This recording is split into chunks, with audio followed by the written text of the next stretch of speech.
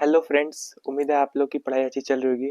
देखिए, disaster management आपदा प्रबंधन है ना। आपदा प्रबंधन ये मेंस में पूछा जाता है और ज्योग्राफी का हिस्सा भी है फ्रेंड्स। और ये प्रीलिम्स में भी आपका काम आ जाएगा। मेंस का सिलेबस आपने देखा है ना, आपदा प्रबंधन है उसमें। तो आप लोग कमेंट करिए कि मेंस में कौन से पेपर में आपदा प्रबंधन है। पेपर जीएस पेपर 1, 2, 3 या 4 बताइएगा, ठीक है फ्रेंड्स।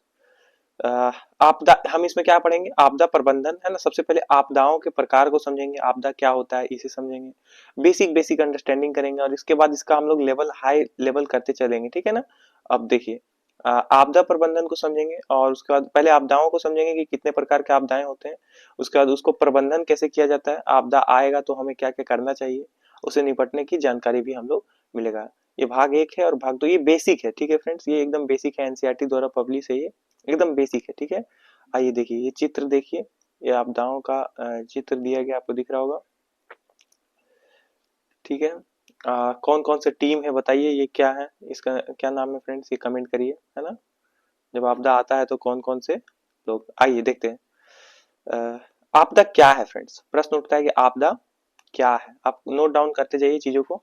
आपदा क्या है, किसी भी क्षेत्र में प्राकृतिक या मानव निर्मित कारकों से होने वाली ऐसी अनअपेक्षित घटना जिससे सामान्य जनजीवन गंभीर रूप से प्रभावित हो, उसे आपदा कहते हैं। आप समझ पा रहे हैं फ्रेंड्स। आप किसी भी प्राकृतिक क्षेत्र है ना, प्राकृतिक क्षेत्र जैसे कि जो प्राकृतिक क्षेत्र है और जहां मानव निर्मित कारणों से होने वाली अनअपेक्षित घटना, अगर मानव का जो निर्माण है फ्रेंड, जैसे उद्योग है या कुछ चीजें जो मानव निर्माण कर रहा है, जैसे बांध बना दिया या कुछ पुल बनाया, जिसके कारण से अनअपेक्षित, अपेक्षा नहीं था इसका कि ऐसा घटना हो सकता है, और ऐसा घटना अगर हो जाएगा और जिससे जनजीवन मतलब सामान्य लोगों का गंभीर रूप से प्रभावित होना पड़ेगा, तो उसको आपदा कहेंगे ना। जैसे अचानक मानव निर्मित कुछ कारकों के कारण अचानक आपके घर में भूकंप आ जाता है, तो वो अचानक हुआ घटना है, अनअपेक्षित, आप पहले से अपेक्षा नहीं कर पा रहे, तो उसको आपदा कहेंगे, ठीक है। जैसे क्या क्या है, उदाहरण के तौर पर भूकंप, बाढ़, सड़क, रेल दुर्घटना आदि, ठीक है। रेल दुर्घटना हो गया, आप रेल में बैठे हुए हैं, अचानक से हो गया, तो ये चीज आप, है ना, सड़क में, या बाढ़ आ गया अचानक, या फिर भूकंप हो गया, तो इन सब के अचानक आए हुए और जिसे गंभीर रूप से प्रभावित हो जाता है लोग, तो इसको आप बेसिकली समझिए, आपदा लिख लीजिए, ठीक है। आपदा के प्रकार समझिए, आपदा के प्रकार, प्रकार समझ लेना। आपदा कई प्रकार के हो सकते हैं, जैसे कि प्राकृतिक आपदा और मानव निर्मित आपदा है, ठीक है। प्राकृतिक आपदा भी होता है फ्रेंड, ठीक है, और मानव निर्मित आपदा। प्राकृतिक आपदा को समझिए, पर्यावरण के असंतुलन या धरती के अंदर की हलचल के कारण घटने वाली कोई प्राकृतिक घटना। जैसे अगर पर्यावरण का असंतुलन हो जाना फ्रेंड्स, अगर आपको पर्यावरणीय घटना अगर असंतुलन हो जाए और आपको धरती के नीचे होने वाली गतिविधियां, आपको पता है नीचे आपको मैग्मा होते हैं और उनके और प्लेट आपस में अगर टकराए, तो अगर अंदर धरती के अंदर कुछ हलचल हो रही है, तो उसमें उसको प्राकृतिक घटना के द्वारा कहा गया, दुर्घटना कहा जाएगा, ठीक है फ्रेंड्स, हादसा। तो प्राकृतिक घटना जिसे जीवन और संपत्ति को हानि पहुंचे, उसे प्राकृतिक आपदा कहते हैं, ठीक है फ्रेंड्स। तो ये चीज समझिए। तो ये प्राकृतिक आपदाएं जहां पे मानव का हस्तक्षेप नहीं होता है, प्रकृति द्वारा किया गया घटनाएं जिससे प्रभावित हो जाता है, तो वो एक प्राकृतिक घटना हो गया। अभी उदाहरण समझेंगे। और फिर मानव निर्मित आपदाएं, मानव निर्मित आपदाएं में क्या है, मनुष्य किसी भी असावधानी, भूल, लापरवाही या व्यवस्था के असफल होने के कारण घटित होने वाली आपदा मानव निर्मित आपदा कहलाती है। तो आप समझ पा रहे हैं, अगर मानव किसी ने, देखिए, मनुष्य द्वारा बनाया गया एक फैक्ट्री, उसमें क्या हो गया कि हानिकारक गैस का वहां पर काम होता है फ्रेंड्स, और अचानक हानिकारक गैस कुछ लापरवाही के कारण या कुछ भूल के कारण वो लीक हो जाता है फ्रेंड, तो कैसा घटना घट जाएगा, बहुत सारे लोग उससे प्रभावित हो जाएंगे, तो उसे मानव निर्मित आपदा कहेंगे। विभिन्न आपदाएं, आइए समझते हैं। आपदाओं का प्रकार तो आपने समझा, 2 प्रकार है। अब कौन कौन से आपदाएं होती है, तो उसे समझते हैं, है ना फ्रेंड्स। वॉइस जा रही है, देखिए आपदाओं को देखते चलिए अब। तो प्राकृतिक आपदा और मानव निर्मित आपदा हमने दो पढ़ा है ना, प्राकृतिक आपदा और मानव निर्मित आपदा। तो प्राकृतिक आपदा का उदाहरण में आप लिखिए, भूकंप, बाढ़, सूखा, तूफान, है ना। भूकंप, बेसिक बेसिक चीजें आप जानते हैं ना, भूकंप, धरती जो कंपन होता है, अभी हम लोग सब आगे डिटेल देखेंगे। बाढ़ पानी से रिलेटेड है, सूखा भी पानी से रिलेटेड है, जो पानी नहीं मिल पाता है। तूफान आप समझ पा रहे हैं, तेज तेज हवाओं का बहना। प्राकृतिक भूस्खलन, धरती का गिरना प्राकृतिक रूप से, बादल फटना, एक साथ अचानक पानी बहुत सारा आ जाता है, उसे हम लोग और डिटेल इसमें देखेंगे। चक्रवात, सुनामी, ठीक है फ्रेंड्स, शीत लहर, ठीक है, अभी शीत लहर दिल्ली में चल रही है ना, शीत लहर, ताप लहर, ताप लहर भी होता है फ्रेंड्स, शीत लहर, ताप लहर, आप समझ पा रहे हैं। यहाँ पे बहुत ज्यादा गर्म हवाएं, जो लू भी कहा जाता है फ्रेंड्स। तो वनों में आग लगना, है ना, और ज्वालामुखी का फटना। वनों में आग लग जाता है कई बार, बंजर ये बंजर गिरता है एक पेड़ में, तो जिस वजह से अनेक पेड़ों में, क्योंकि पेड़ सटे हुए रहते हैं, तो वो आपको आग लग जाता है। तो ये प्राकृतिक घटना है, ठीक है, प्राकृतिक आपदाएं हैं ये, ठीक है। अब मानव निर्मित आपदाएं समझिए, इनके बारे में और डिटेल हम लोग समझेंगे। आप अभी सिर्फ लिख लीजिए कि प्राकृतिक आपदाओं में आपको क्या क्या पढ़ना है। मानव निर्मित आपदाएं, इसमें है सड़क, रेल या वायु दुर्घटना। आप सड़क पे जा रहे, कोई दुर्घटना हो गया, रेल वाला दुर्घटना हो गया, या फिर हवाई जहाज का कोई वायु दुर्घटना हो गया, तो ये सब मानव निर्मित के अंतर्गत आता है। बस्तियां या कारखानों में आग लगना, बस्तियों में कुछ लापरवाही के कारण ये कारखानों में आग लग गया फ्रेंड, ठीक है फ्रेंड, समझ पा रहे हैं।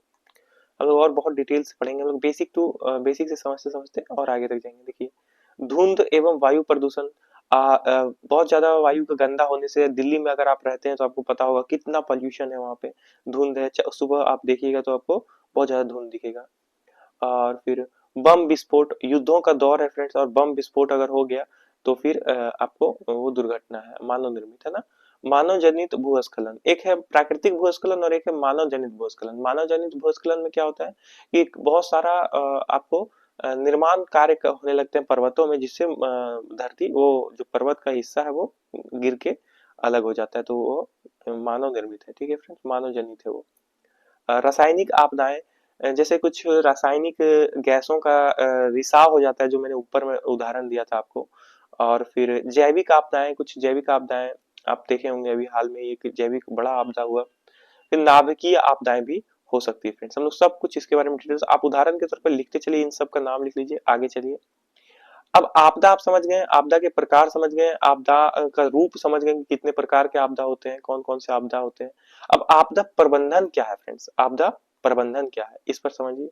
किसी आपदा से निपटने के लिए आपदा पीड़ित क्षेत्र में सरकारी एवं गैर सरकारी संगठनों द्वारा की जाने वाली सहायता अथवा व्यवस्था को आपदा प्रबंधन कहते हैं। तो कोई आपदा आ गया फ्रेंड, ठीक है, उससे निपटने के लिए आपदा पीड़ित क्षेत्र, मतलब जिस क्षेत्र में आपदा आया है वहां पर सरकारी रूप से हो वो या गैर सरकारी हो, ठीक है, ऐसा संगठन हो जो सरकारी संगठन हो या गैर सरकारी संगठन हो, सहायता करता है या व्यवस्था बनाता है, उसको आपदा प्रबंधन करते हैं, है ना। तो हम लोग क्या है कि कैसे आपदा बनाते हैं, देखिए डायग्राम समझिए। आपदा प्रबंधन की प्रक्रिया में शामिल क्या क्या है समझिए। आपदा प्रबंधन की प्रक्रिया में सबसे पहले है आपदा के आने से पहले उसके निपटने की तैयारी। तो हमें अगर पहले से ही हम तैयार रहेंगे कि आगे वाले 4 दिन बाद बाढ़ आने की संभावना है, तो हम क्या कर सकते हैं, हम पहले से ही बहुत सारे काम कर सकते हैं ना। और फिर आपदा से प्रभावित हुए लोगों, गांवों और बस्तियों को दोबारा आपको, एक सेकंड फ्रेंड्स, तो सबसे पहले ये हो गया। तो आपदा से पहले हमें तैयारी करना है। दूसरा क्या होगा, दूसरा होगा आपदा के समय, आपदा से पहले तो हो गया, फिर आपदा के समय देखिए की जाने वाली तत्काल सहायता। अगर आपदा से पहले हम तैयार हो गए और आपदा जो आ गया फ्रेंड, जिस क्षेत्र में आपदा आया है वहां पर तत्काल रूप से जो सहायता मिलता है वो आपदा प्रबंधन में शामिल होगा। फिर आपदा में नष्ट हुई संपत्तियों को फिर से निर्माण करना। तो आपदा में जो संपत्तियां नष्ट हो गई है उसका फिर से निर्माण करना है। जैसे कुछ हॉस्पिटल्स है, कुछ स्कूल्स है, वो गिर गए हैं, तो उसका फिर से पुनर्निर्माण करना है, ठीक है।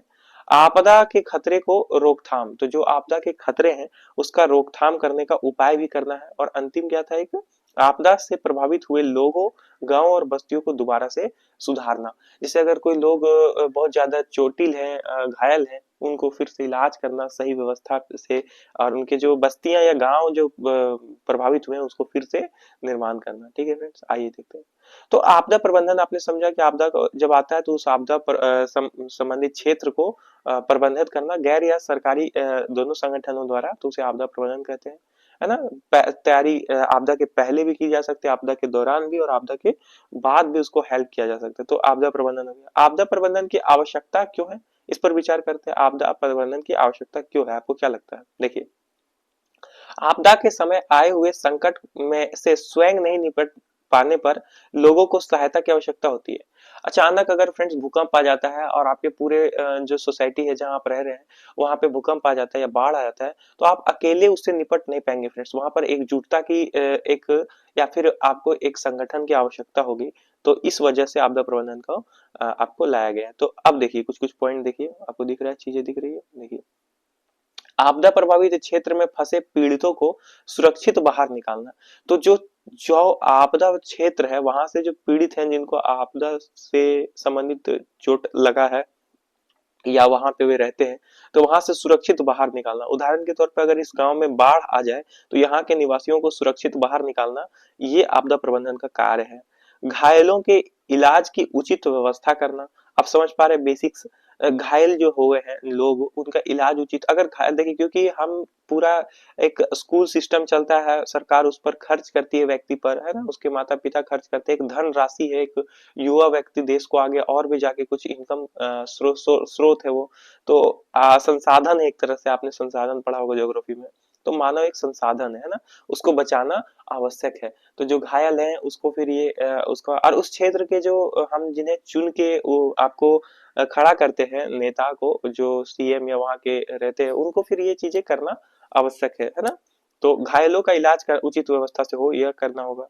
फिर आगे देखिए, आपदा से पीड़ित लोगों को भोजन एवं अन्य जरूरी सामान की व्यवस्था करना। अगर गांव में बाढ़ आ जाए तो आप वहां पे फिर भोजन का असुविधा काफी फैल जाएगा, तो वहां पे भोजन मिलता रहे सभी लोगों को, ये सुनिश्चित करना। अगर आप डोनेट करना चाहते हैं तो आपदा संबंधित जो वेबसाइट है उस पे जाके आप डोनेट करिए कुछ चीज फ्रेंड्स, क्योंकि आपके एक डोनेट से काफी लोगों को हेल्प हो सकता है। क्योंकि जरूरी नहीं कि वे लोग गरीब है, जरूरी ये है कि वे लोग अभी प्रभावित है आपदा से, ठीक है।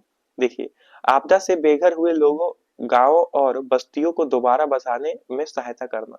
तो वे जो गांव खराब हो गए, जो बस्तियां या जो सोसाइटी टूट गई है, बहुत सारे बिल्डिंग्स या वहां पे, तो उसको फिर से वो निर्माण करना। तो ये कुछ चीजें थी, हमने क्या क्या सीखा अभी तक। आपदा आपदा प्रबंधन से क्यों आवश्यक है ये भी सीखा। अब देखिए आगे चलिए, आपदा से निपटने की तैयारी कैसे करें, है ना।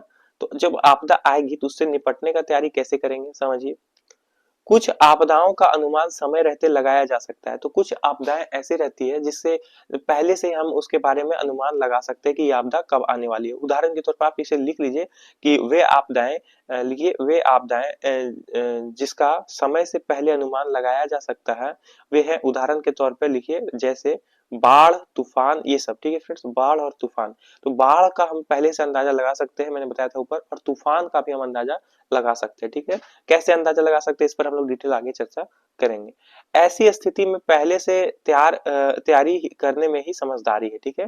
और इसमें जापान की क्या भूमिका थी कि हम पहले से तैयार हो पाए, वो सब हम लोग पूरा अच्छा से डेप में आगे ये स्टैंडर्ड बुक्स में पढ़ेंगे, ठीक है। अभी बेसिक चल रहा है तो बेसिक समझिए।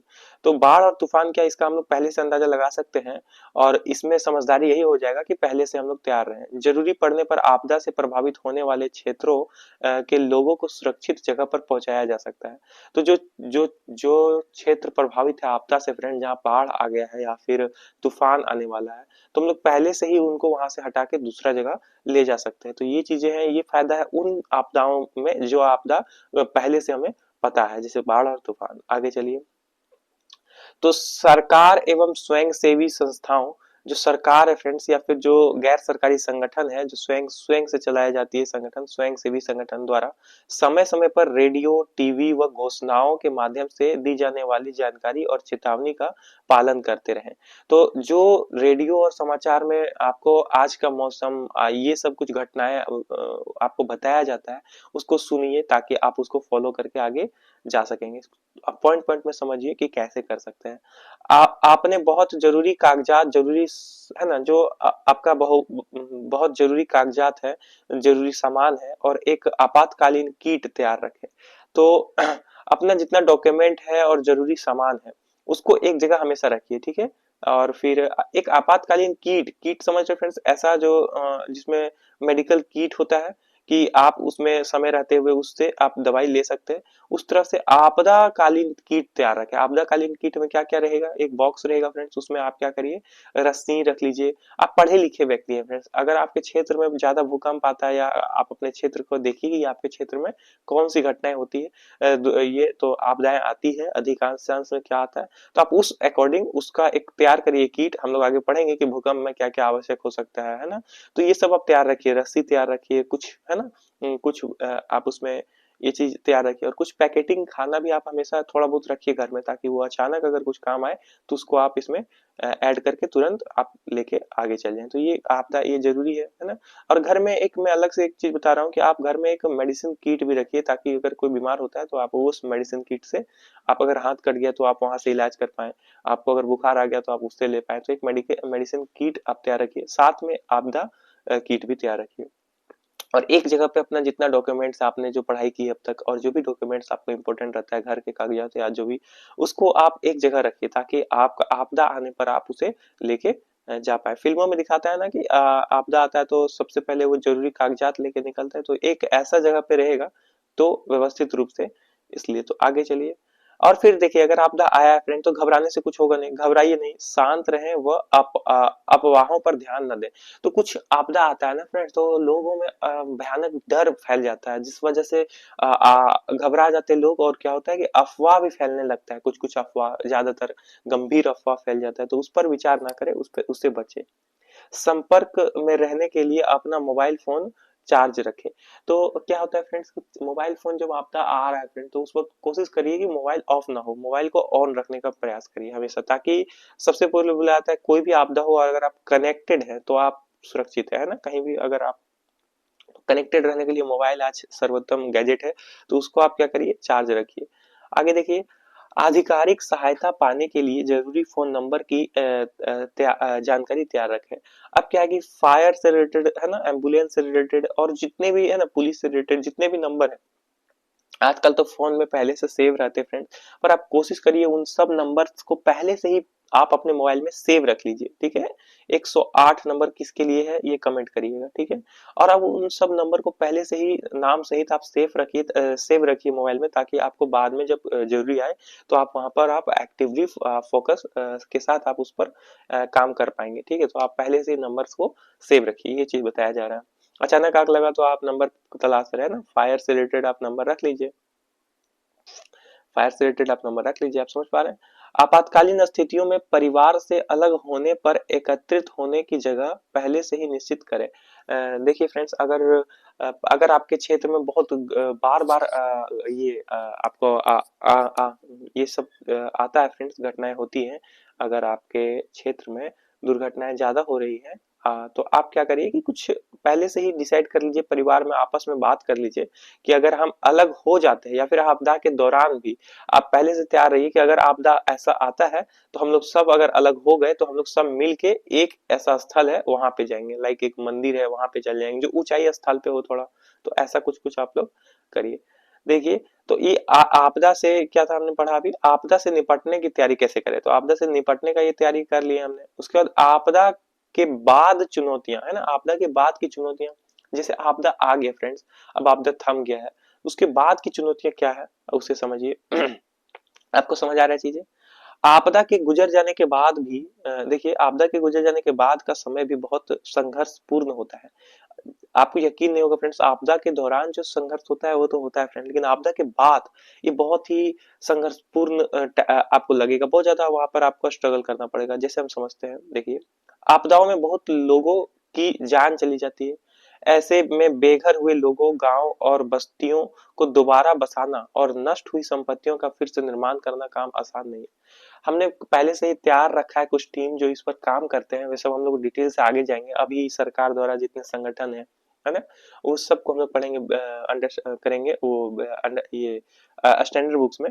अभी ये समझिए कि जो गांव है फ्रेंड, जो बस्ती है, वो उसका फिर से निर्माण करना ये बहुत ही टाइम टेकिंग काम है और चुनौतियों से भरा काम है। उस टाइम पीरियड पे आपको काफी समस्याएं हो सकती है, जैसे समझिए, घायल होना या मृत्यु हो जाना, आपको चोट लग सकता है फ्रेंड्स, और कई बार किसी की मृत्यु भी हो जाती है। भुखमरी की स्थिति पैदा हो जाता है फ्रेंड्स, क्योंकि खाने के लिए कुछ होता नहीं है फ्रेंड्स। घरों में अपने सुविधा से आप लोग रहते हैं, अचानक आपका घर से बाहर हो जाए तो कोई भी आप ज्यादातर आपका हेल्प नहीं करने को तैयार होता है। तो ये कारण से भुखमरी का आपको वहां पे चांस बन जाएगा।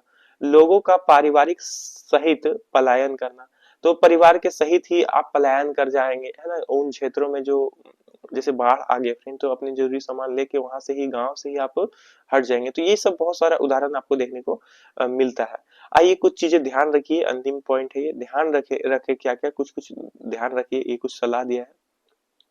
धैर्य बनाए रखें और एक दूसरे की सहायता करें। तो आप एक दूसरे का सहायता करें, क्योंकि आखिर में आपका आपको भी किसी की सहायता चाहिए और किसी और को भी आपका सहायता चाहिए। आप अगर स्ट्रांग है, आप यंग है, तो आप बुजुर्गों को, बच्चों का हेल्प करिए, ठीक है। और फिर आपको आपको अगर हेल्प चाहिए तो आप भी किसी से हेल्प कोशिश करिए। तो सहायता करिए एक दूसरे का, आपस में टीम वर्क करिए। आपदा प्रबंधन के प्रति जागरूक रहे। तो आपदाओं के प्रति जागरूक रहे, न्यूज को पढ़िए फ्रेंड्स। इसलिए बोला जाता है कि आज स्कूल लेवल पे मैं रोज न्यूज़पेपर पढ़ा रहा हूँ आपको, तो न्यूज़पेपर पढ़िए ताकि आप आपदाओं से अवगत रहेंगे। आपदा प्रबंधन के बुनियादी नियम क्या क्या है, कौन कौन से संगठन इससे जुड़े हुए हैं, मुख्य मुख्य नंबर क्या है, फोन नंबर क्या है, वो सब आप तैयार रखिए। आप पहले से आप जागरूक रहिए इन चीजों को, और खुद ही जागरूक ना रहे फ्रेंड्स, सबको जागरूक करे भी फ्रेंड, ठीक है। आप शिक्षित है। आपदा प्रबंधन कार्यों में सरकार को सहयोग दे। तो जो आपदा प्रबंधन के कार्य है उसमें सरकार को आपको हेल्प करना है, ठीक है। या उन संगठनों को भी हेल्प करिए जो संगठन आपदा प्रबंधन से रिलेटेड है, ठीक है, वो सरकारी हो या गैर सरकारी, पर सरकार को आप हेल्प करिए। यहाँ देखिए, भविष्य में आपदा से निपटने के लिए बहुत बेहतर तैयारी करें। तो पहले से ही तैयार रखें, आपके क्षेत्र को जानिए कि आपके क्षेत्र में ज्यादातर क्या आता है। जैसे जापान का उदाहरण लीजिए, तो वहां भूकंप आता है फ्रेंड्स, तो वो लोग पहले से ही तैयार हैं, बहुत सारा सरकारी रूप से भी और गैर सरकारी तंत्र भी वहां पर पहले से ही तैयार है, और बचपन से ही उसे सिखा दिया जाता है कि ये चीजें हमें करनी है, ये चीजें नहीं करनी। तो आपके क्षेत्र में जो चीजें होती है उसको आप ध्यान रखिए। स्वयं को और अपने साथियों को नया जीवन शुरू करने की प्रेरणा दें।